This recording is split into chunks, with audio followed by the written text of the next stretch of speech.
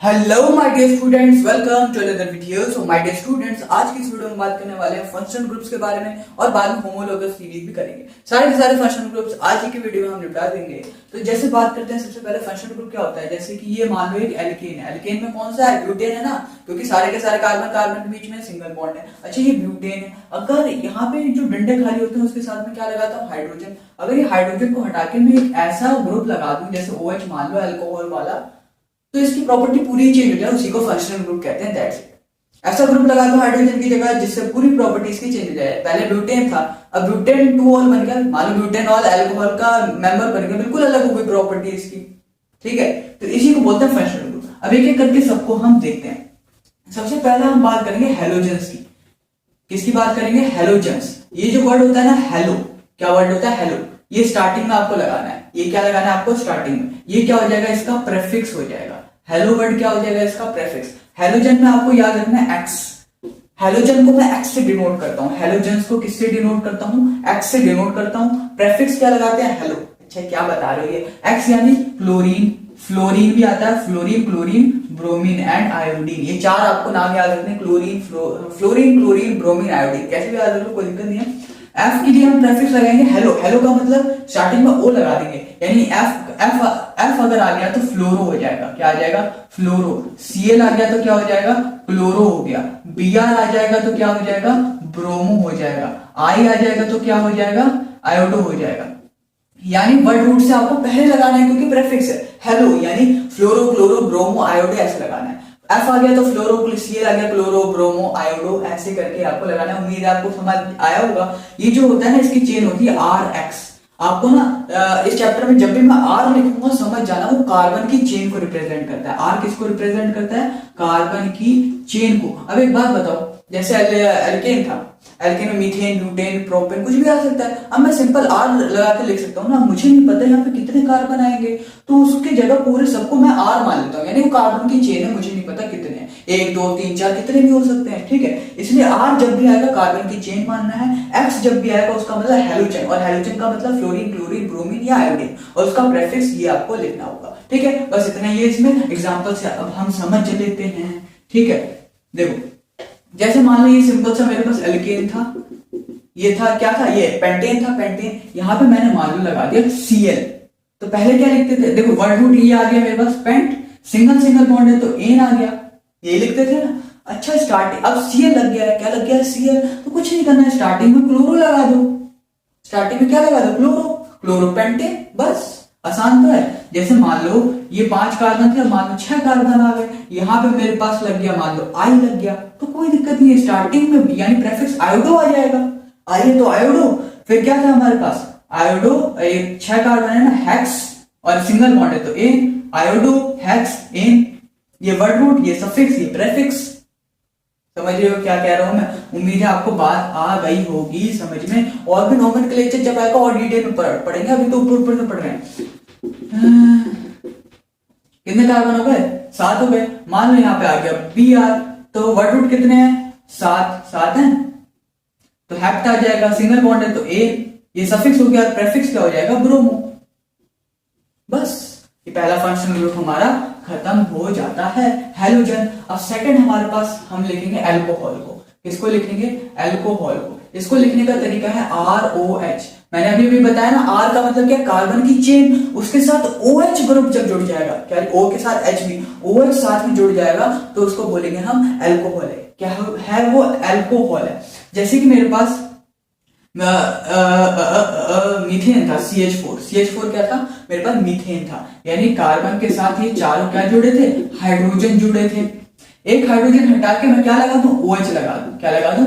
OH लगा दूं। क्या लगा दूं? OH, यानी C और 3 हाइड्रोजन थे और एक OH लगा दिया, CH3OH बन गया। अब इसी को हम कह देते हैं, एक कार्बन है तो मिथ, एक कार्बन है तो मिथ, और सिंगल सिंगल बॉन्ड है तो एन, सिंगल सिंगल बॉन्ड है तो एन। और याद रखना इसमें प्रेफिक्स नहीं आता, इसमें सफिक्स लगाते हैं हम। इसका सफिक्स होता है ऑल। क्या होता है? ऑल लगा देंगे, ऑल। और एक बात याद रखना, कभी भी 2 वोवेल साथ में नहीं आएंगे, तो ई और ओ दोनों वोवेल साथ में नहीं लिखना, तो इसका पहले वाला हट जाएगा। तो क्या बन जाएगा? ये मिथेनॉल। क्या बन जाएगा? मिथेनॉल। मिथ मतलब एक कार्बन, सिंगल बॉन्ड है तो एन, और अल्कोहल है तो लास्ट में ऑल लगाना जरूरी है, उसका सफिक्स ऑल होता है। ठीक है, ऐसे ही जैसे मान लो मान लो मेरे पास 5 कार्बन है, 5 कार्बन है, यहाँ पे मान लो मेरे पास क्या आ जाएगा, OH आ गया। तो 5 कार्बन के लिए क्या लगाऊंगा, पेंट। सिंगल बॉन्ड है तो क्या लगाऊंगा, एन, और OH है तो लास्ट में ऑल आ जाएगा, यानी और भी ज्यादा सफिक्स। ये होता है प्राइमरी सफिक्स, ये सेकेंडरी सफिक्स। एक और सफिक्स है, फिर उसके बाद भी एक और सफिक्स हमें लगाना है फंक्शनल ग्रुप वाला। ये जो सफिक्स है ना, सबसे लास्ट में लगेगा। ठीक है, उम्मीद करता हूं आपको समझ में आया होगा, आई होगी इतनी बात। बीच में भी लग सकता है ये, लेकिन उसका नामकरण फिर 1 2 3 4 करके देना पड़ेगा, जो हम नोमेनक्लेचर में अच्छे से सीखेंगे। ठीक है, ये हो गया हमारे पास सेकंड वाला। थर्ड क्या हो जाता है हमारे पास, एल्डिहाइड। क्या आ जाता है, एल्डिहाइड। सही है ना स्पेलिंग। एल्डिहाइड का मतलब होता है RC⋯OH। ये होता है हमेशा टर्मिनेटिंग कार्बन का मतलब होता है, जैसे कि ये कार्बन है, टर्मिनेटिंग पोजीशन या तो ये लास्ट वाली, ये शुरू या लास्ट मान लो, बीच वाली नहीं होती टर्मिनेटिंग, या तो ये यानी एल्डिहाइड या तो यहां लग सकता है या यहां बीच में कभी भी नहीं लगेगा। समझ में आएगा। अल्कोहल जो पढ़ाया था अभी, कहीं पे भी लग सकता है। हेलोजन कहीं पे भी लग सकता है। एल्डिहाइड कहीं पे भी नहीं लगेगा, सिर्फ टर्मिनेटिंग है, यानी या तो यहां या फिर यहां लगेगा ये। ठीक है, इसका मतलब क्या है, इधर कार्बन की चेन है। देखो इसका मतलब क्या, R का मतलब इस कार्बन के साथ इधर क्या है, कार्बन की चेन है, और ऊपर डबल बॉन्ड O है, और इधर हाइड्रोजन है ही, तो कार्बन के चारों डंडे तो पूरे हो गए। तो ये और कहीं कार्बन की चेन बन ही नहीं सकती, इसलिए ये टर्मिनेटिंग होगा, बीच में तो कभी आ ही नहीं सकता। यानी यहां अगर मैं लगाऊं इसको, तो इधर कार्बन की चेन है, दिमाग लगाओ, ये कार्बन देखो, इधर कार्बन की चेन है, इधर आ गया डबल बॉन्ड O, इधर भी मान सकते हो, कहीं पे भी आ सकता है, और इधर एक हाइड्रोजन रह गया, तो ये टर्मिनेटिंग हो गया। बीच में अगर मान लो लगा दिया, यहां तुम्हें एल्डिहाइड बनाना, वो एल्डिहाइड कीटोन हो जाएगा। देखो डबल बॉन्ड O लगा दिया, इस तरफ कार्बन की चेन, अब दोनों तरफ कार्बन की चेन आ गई ना, इसलिए कब कहा दोनों तरफ कार्बन की चेन आएगी, एक ही तरफ आएगी, तो कभी भी बीच में डबल बॉन्ड O आएगा तो एल्डिहाइड तो नहीं होगा, यानी डबल बॉन्ड O ये हो गया। इसका सफिक्स याद रखना, इसका सफिक्स जैसे उसमें ऑल लगता था, इसमें अल लगेगा। क्या लगेगा इसमें, अल। जैसे 4 है ना, तो ब्यूट, सिंगल बॉन्ड है तो एन, और अल आ जाएगा, ब्यूटेनल हो जाएगा, ऑल अल, है ना। ऐसे ही देखो, बहुत इंटरेस्टिंग, बहुत ज्यादा इंटरेस्टिंग है। जैसे 6 कार्बन है, 6 कार्बन है, मैंने बोला या तो इधर लगेगा या इधर, मान लो इधर लगा दिया डबल बॉन्ड O और एक H, एक तरफ होना चाहिए कार्बन की चेन और डबल बॉन्ड O, बस, और कुछ नहीं, इधर कार्बन की चेन और कहीं नहीं होनी चाहिए। तो 6 कार्बन है ना, तो आ जाएगा क्या, हेक्स। 6 कार्बन के लिए हेक्स, सिंगल बॉन्ड है तो एन, और हेक्सेन, अल लग गया, लास्ट में क्या लगेगा, इसमें अल लगेगा हमेशा, इसकी पहचान। तो एल्डिहाइड में हमारा क्या हो गया, कंप्लीट। अब क्या करेंगे हम, चौथा, कीटोन और एल्डिहाइड में बच्चे बहुत कंफ्यूज होते हैं। कीटोन का मतलब है इधर भी कार्बन, इधर भी कार्बन की चेन, और इधर भी, इधर इसको R डैश मान लिया, क्योंकि जरूरी नहीं है इधर 3 कार्बन है तो इधर भी 3 हो, इधर 4 है तो इधर भी 4 हो। R और R डैश दोनों कार्बन की चेन को दर्शाता है, बस ये जरूरी नहीं है कि इधर ये सेम है तो इधर भी सेम हो। R भी मान लो, कोई दिक्कत नहीं है, वैसे बीच में डबल बॉन्ड हो आ जाएगा, यानी ये टर्मिनेटिंग कभी नहीं होगा। एल्डिहाइड हमेशा टर्मिनेटिंग साइड में आएगा, कीटोन हमेशा बीच में, एल्डिहाइड साइड में, कीटोन बीच में हमेशा। इसमें कंफ्यूज होते हैं बच्चे। जैसे मान लो 2 कार्बन से कभी भी कीटोन बन ही नहीं सकता, या एक कार्बन से कभी नहीं बन सकता, क्योंकि एक कार्बन का टर्मिनेटिंग ही हो जाएगा, और उसमें हमें कीटोन लगाना नहीं होता। 2 कार्बन का ये भी टर्मिनेटिंग, कीटोन को बीच में लगाना है, तो मिनिमम कीटोन बनाने के लिए मुझे 3 कार्बन चाहिए। अब 3 कार्बन चाहिए, तो यहाँ डबल बॉन्ड लगा दिया, यहाँ लगा दिया, तो एल्डिहाइड बन जाएगा वो, क्योंकि टर्मिनेटिंग है, एक तरफ चेन होगी कार्बन की, इधर लगाओगे तो इधर चेन, इधर लगाओगे इधर चेन। कीटोन के लिए दोनों तरफ कार्बन की चेन चाहिए, तो मुझे बीच में डबल बॉन्ड लगाना है। अब इधर भी कार्बन की चेन, इधर भी कार्बन की चेन हो गई, बीच में डबल बॉन्ड आ गया, बीच में आ जाए तो कीटोन है, साइड में आ गया तो एल्डिहाइड, ये याद रखना। 3 है तो क्या आ जाएगा, प्रोप। सिंगल बॉन्ड है तो एन, ओए ये मत बोलना कि ये डबल बॉन्ड है, सिंगल बॉन्ड डबल बॉन्ड पे देख रहा हूँ, कार्बन के बीच में, ये कार्बन ऑक्सीजन के बीच में है, ठीक है, ये मत देखना डबल बॉन्ड है एन लगा रही हो, प्रोप एन है, सिंगल बॉन्ड है ना कार्बन के बीच में, तो प्रोप एन, और क्या आ जाएगा इसमें, इसका सफिक्स नहीं लिख पाया, इसका सफिक्स होता है ओन। क्या होता है इसका सफिक्स, 1 नहीं है, ओन है, प्रोपेनोन हो जाएगा। क्या हो जाएगा, प्रोपेनोन। समझ में आई बात। ऐसे लिखना है आपको, क्या लिखना है, प्रोपेनोन, ऐसे ब्यूटेनोन, बस बीच में लगाना है और नहीं, ठीक है। ऐसे ये हो गया हमारे पास कीटोन खत्म। ऐसे लास्ट वाला हमारे पास बच जाता है कार्बोक्सिलिक एसिड। क्या बच जाता है, कार्बोक्सिलिक एसिड। इसकी पहचान क्या, RC⋯OH, यानी एक तरफ कार्बन की चेन आएगी, इसमें ऊपर डबल बॉन्ड हो और इस साइड में OH अल्कोहल वाला, है ना। इधर भी एक तरफ ही कार्बन की चेन आएगी, यानी ये भी क्या होगा, ये भी हमारे पास हो जाएगा टर्मिनेटिंग। देखो एल्डिहाइड भी टर्मिनेटिंग है, कार्बोक्सिलिक एसिड भी टर्मिनेटिंग ही है। ये दोनों हमेशा टर्मिनेटिंग यानी साइड में लगेंगे, बीच में कभी नहीं आएंगे, क्योंकि कार्बन की चेन एक ही तरफ है। बीच में लगा दिया तो दोनों तरफ चेन हो जाती है, दिमाग लगाओ, ठीक है ना। अच्छा, इसका जो सफिक्स लगाओगे ना लास्ट में, क्या लगाना है इसको, ओइक एसिड। क्या लगा दोगी, ओइक एसिड, ये लगाना है आपको लास्ट में, ठीक। जैसे देखो मैंने मान लिया एक कार्बन से मुझे बनाना है, एक कार्बन से एक तरफ चेन हो भी सकती है, नहीं भी हो सकती है, मान लो ऊपर डबल बॉन्ड हो और इधर OH आ गया, इस कार्बन के 3 डंडे पूरे, एक H मान लो, इसको बोलते हैं क्या, एक कार्बन है तो मिथ, सिंगल बॉन्ड है कार्बन कार्बन के बीच में, एन, और लास्ट में क्या लगाना है, ओइक एसिड, मिथेनोइक एसिड, समझे।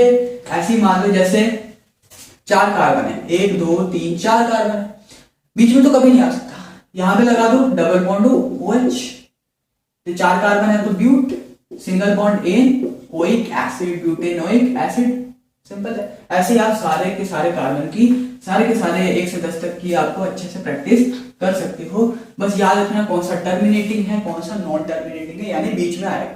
अब बात कर लेते हैं छोटा सा टॉपिक जो बचा, होमोलोगस सीरीज। किसकी बात कर लेते हैं, होमोलोगस सीरीज की बात कर लेते हैं। ये एक ऐसी सीरीज होती है जिनमें अगर सक्सेसिव मेंबर्स का डिफरेंस देखूं, वो CH2 आएगा या फिर उनके मास का डिफरेंस 14 यूनिफाइड मास आएगा। क्या पकड़ दिया ये अंग्रेजी हिंदी जिसमें भी पकड़ दिया मैंने। देखो ये ऐसी सीरीज, जैसे मान लो एल्केन की सीरीज है, किसकी सीरीज है, एल्केन की।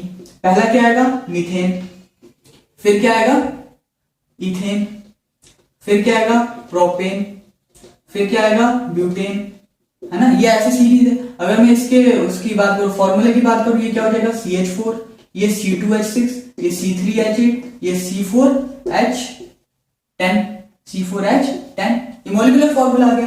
ये होमोलोगस सीरीज बोलती है, एक ऐसी सीरीज जिनका सक्सेसिव मेंबर देखो, सक्सेसिव मतलब जस्ट उसके बाद वाला मेंबर।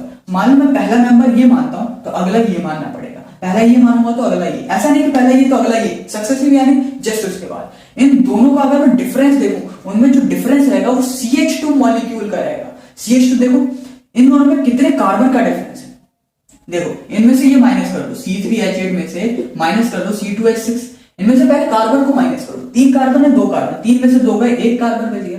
ऐसे 8 हाइड्रोजन है, 2 और 6 हाइड्रोजन इसमें है, 8 में से 6 गया, 2 हाइड्रोजन बच गए, यानी CH2 का डिफरेंस आ गया कि नहीं। कोई सा भी 2 सक्सेसिव उठा दो, सब में CH2 का डिफरेंस है कि नहीं। देखो इन दोनों में भी 1 कार्बन 2 हाइड्रोजन का डिफरेंस है, 1 कार्बन 2 हाइड्रोजन, 1 कार्बन बढ़ रहा है 2 हाइड्रोजन। ऐसा ही एल्कीन भी उठा के देख लो, एल्काइन भी उठा के देख लो, अल्कोहल कुछ भी उठा के देख लो, कोई सी भी सीरीज उठा के देख लो, जस्ट उसके बाद का देखोगे ना तो उसके बीच का जो गैप होगा वो CH2 मॉलिक्यूल का होगा, या फिर ये कह सकते हैं उनके बीच का जो मास का गैप होगा वो 14 यूनिफाइड मास होगा। कैसे देखो, इसका मास कितना होगा, कार्बन का कितना होता है 12, 12 3 36 प्लस 8 कितना हो जाएगा, ये 44 U इसका मास है।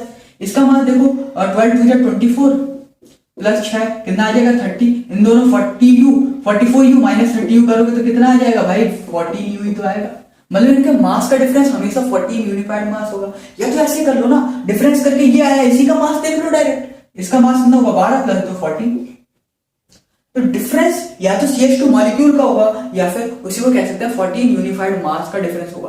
कोई भी दे सकते हो भाई, एल्कीन एल्कीन एल्काइन कोई भी फंक्शनल ग्रुप पढ़ा है उसके सक्सेसिव मेंबर का जस्ट डिफरेंस देख के देख लेना, 1 कार्बन 2 हाइड्रोजन का डिफरेंस आएगा, या तो उसको कह सकते हैं 14 यूनिफाइड मास का डिफरेंस आएगा। उम्मीद करता हूं आपको ये अच्छे से समझ आ गया होगा। तब तक के लिए पढ़ते रहो एंड हैव अ ब्लास्ट।